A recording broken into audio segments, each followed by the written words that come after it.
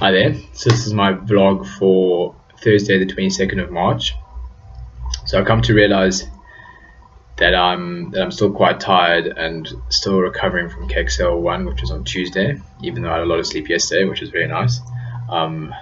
This is partly because I went on a 4 a.m. cycle this morning with my girlfriend, a training cycle, and I realized that's something that I haven't mentioned in my vlog so far because I've been concentrating on KXL. But one of my goals for this year, and one of the contributing reasons why I came to UCT is for the cycling. UCT cycling have a great setup, and this is the fittest and strongest I've ever been with cycling. I've been cycling since 2011. Very keen cyclist, loved it, and this year I think I really have a shot of getting to the team. This, especially as it was emphasized by my time in the Argus. I broke sub 3 for the first time. I got 2:46, which I was very pleased with. Average speed of 39 kilometers per hour. So yeah, and a few days ago the UCD first team made the decision on the team, basically for USA, which is my goal of getting into the team, is for USA, which is the intervarsity competition in July. So the team for USA is a team of 8, but so for the first team they've released the course group of 6 team members. These guys are quite established riders, and the one guy's actually doing the Cape Epic, which is ridiculous. But there are 3 reserves, and I'm part of those 3 reserves. So at the end of the semester, 2 of those reserves will be selected for the team. So I have a decent shot of being in the team, which I'm stoked for. And the way they select those 2 members is basically your results in the races that happen every weekend, Western Province races. The first one, which is this Sunday, which is why I went training this morning. It's a 100-kilometer route in Paarl, but it's all road racing. So yeah, just thought I'll share that, which I'm very keen for. It's going to be tough to juggle cycling and on-Trops course, especially for cycling. How strong you are is directly proportional to how much time you put in the saddle on the bike. But I'm just going to have to train as I did today at 4 in the morning. That's the only way to do it, I suppose, and on the weekends. Yeah, luckily my girlfriend's a very keen cyclist. She's also in the UCT first team, so that should help with regards to motivation. Yeah. Okay, next point. So as I mentioned yesterday, Aiden has gone off on holiday. I think I mentioned yesterday, and left us in our hour of need, time of need, which is quite frustrating, especially because we've realized this morning, we learned from another group that the agreement that Aiden and all the groups signed with Yoco through the sponsorship deal was that our Yoco would be delivered back to them today in town at their headquarters. But Aiden's away, we cannot contact him because he's out of reception, and he has the Yoco at his house, which is an issue because we can't get it to town. So there might be some issues there, and Yoco might charge us, or they might not let us use a Yoco for the next KXL, which will be very bad, since we got 2,000 Rand from Yoco transactions this KXL through card transactions. So if we don't have a Yoco, we won't be able to penetrate that market of students not having cash on them. So that will be a big issue, but we shall see. I will update you tomorrow when we know the implications of Aiden's absence. Then, as I mentioned yesterday, we had a group meeting this morning to discuss the plans and preparations for the hand-ins, the project hand-ins next week, which include the individual prototype, the KXL1 report, the board meeting agenda and report, and the actual board meeting. And I've got a marketing project due, I've got a finance test due, marketing project on Tuesday, finance test on Wednesday, and then the research project proposal due on Friday.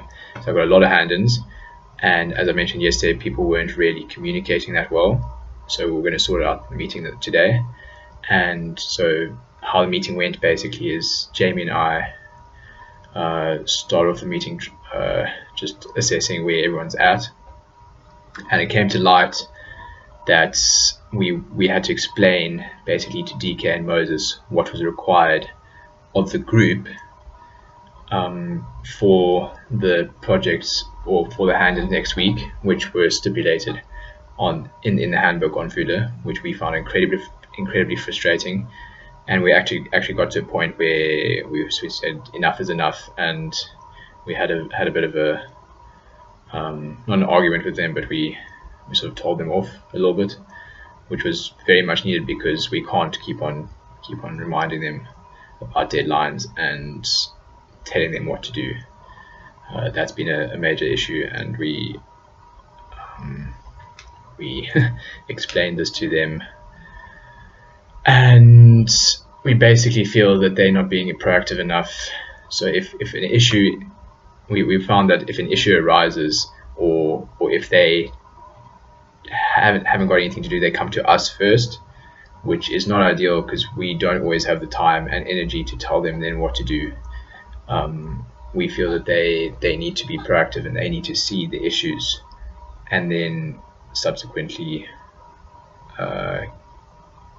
get solutions for the issues and solve them. So that was a big thing about this morning. But because also the communication aspect, as I said yesterday, that no one's really communicating, and we realized because DK wasn't communicating because she thought that when I asked a question in the group, does everyone know what's happening with this, or a reminder about this, that her not replying meant that she understood what we were saying. But from our side, or from my side, the fact that she wasn't answering me meant that she didn't know what was happening, or she wasn't looking at her phone, etc., etc. And so there was the communication barrier or miscommunication aspect. So I'm glad we sorted that out. But Moses, he always says he understands, but we're not too sure if he does.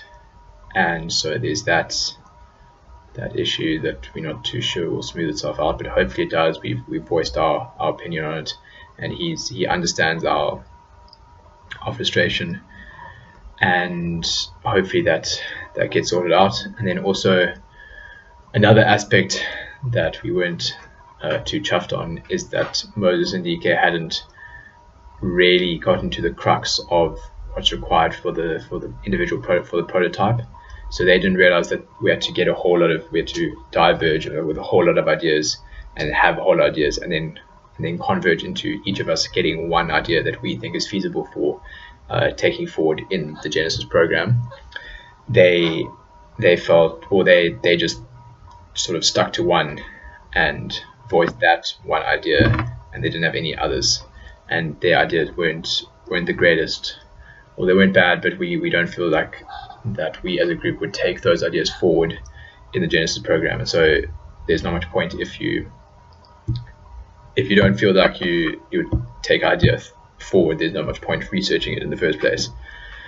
So what we're going to do is they're going to go back, try get as many ideas as possible, try 88, try get good ideas, and then tomorrow we're going to meet again, and then we're going to pinpoint exact ideas that each person is going to research and develop this report, this prototype document report for.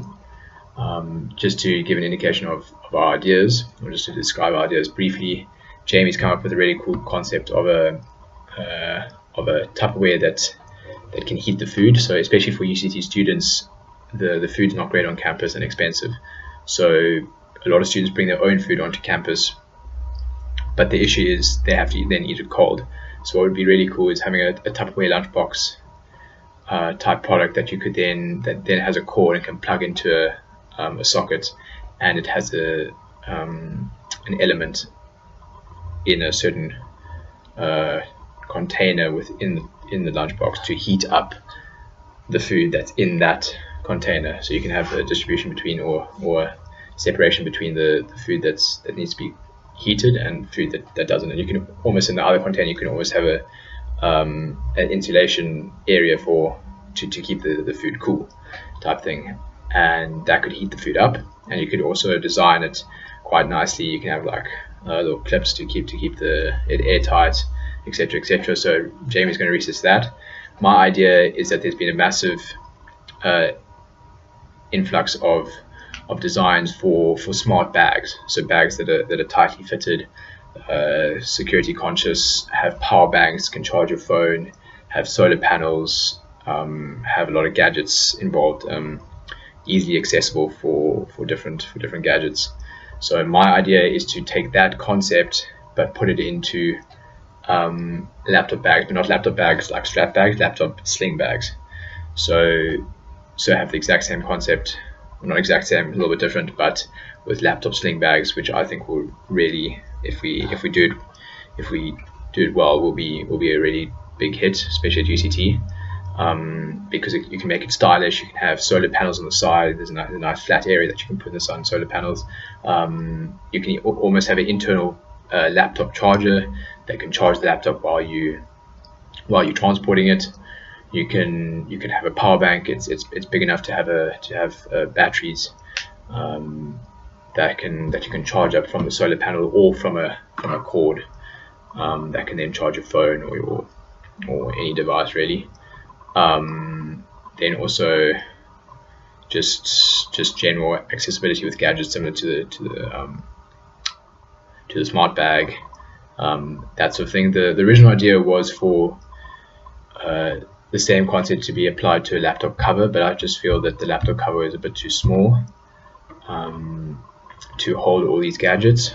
So we can look into both. I can research both, but ultimately I think the laptop sling bag would be a better design.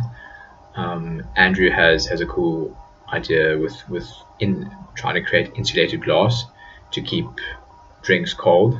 I don't know how feasible it is. He'll have to just do some research. Then Aiden, again, can't contact him, so I don't know what's cracking with him because he's away. But yeah, that's the idea. So that was today. Now this afternoon this evening I'm going to be grafting marketing because I haven't really started much with that, and then maybe researching my product a little bit more, and then to get cracking properly on it tomorrow.